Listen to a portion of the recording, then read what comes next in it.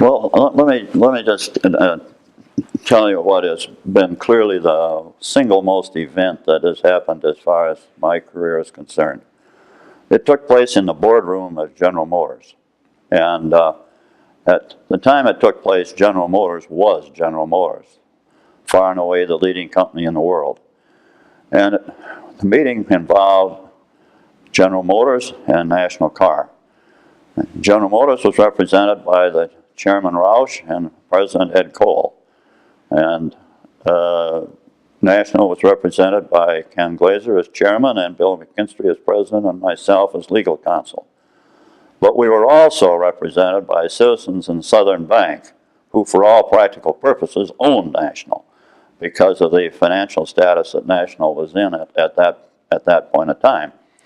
And so after there had been, and there were also a couple of key General Motors dealers from around the country that did have an interest in National. So after the meeting had gone on for a period of time, President Cole said, he said, you know, we would love to make this some kind of an arrangement with you people. But he said, and he said, look, he said, Ford has Hertz, Chrysler has Avis, and we have nobody. And we would like this. But he said, our legal department says that this is a no-go based on the consent decree. And, but he said, I want you to know that we're very sincere about that, and if your lawyer wants to talk to our lawyer about this, the person that's handling it is available, and he can go in right now and talk to him. So then I left and went in and talked to the lawyer. I, of course, knew about the consent decree before I went in. And so we talked for a while, and I came up with a few ideas that I thought maybe we could do that would be beneficial to General Motors and beneficial to National. And we kicked it around for a period of time, and finally he said, well, if you structure it the way you're talking about, I think we would be willing to run the risk with the Department of Justice. And so we go back into the meeting and we go over what we've discussed, and everybody is ecstatic.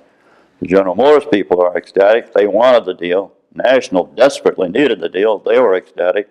And maybe the most ecstatic was citizens in Southern Bank. And they were so delighted with it that they decided that they would have their company plane go back to Atlanta by way of Minneapolis so they could express appreciation and drop us back in Minneapolis. And so that was really what was the kickoff as far as National Car was concerned. It was critical for that move.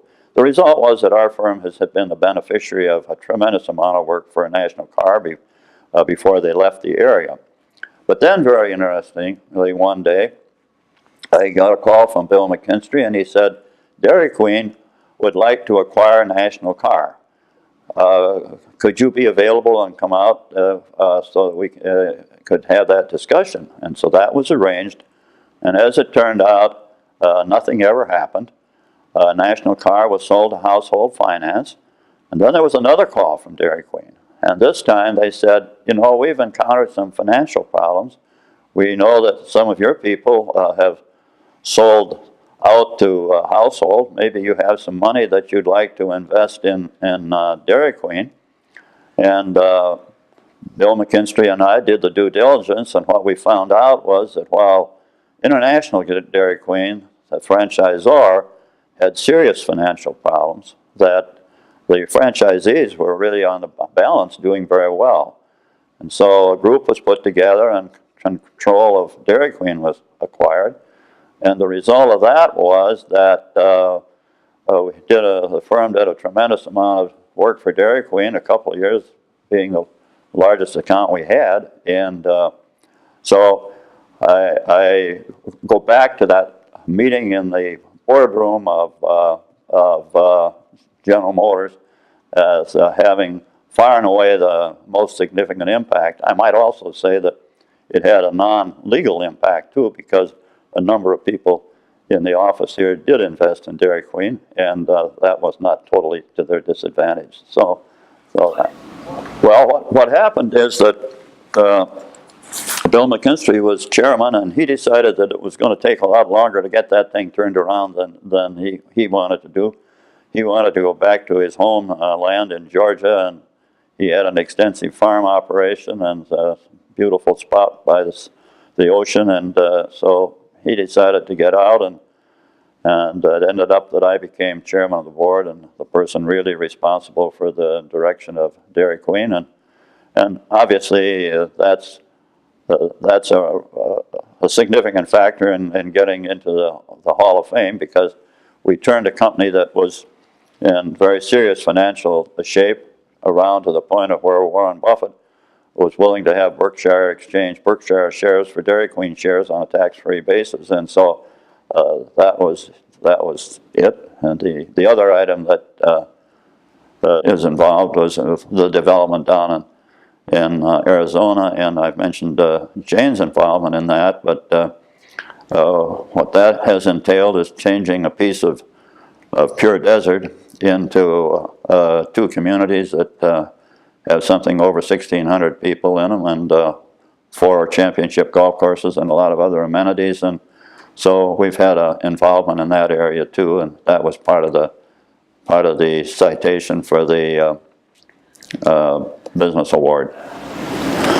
Well, I'm glad you mentioned that, for one, because one of the people I didn't mention when I was talking about people that have in the firm that have been involved in the community is Dick Flynn. Dick Flynn has been very much involved in environmental things, and I've been a great volunteer in that area.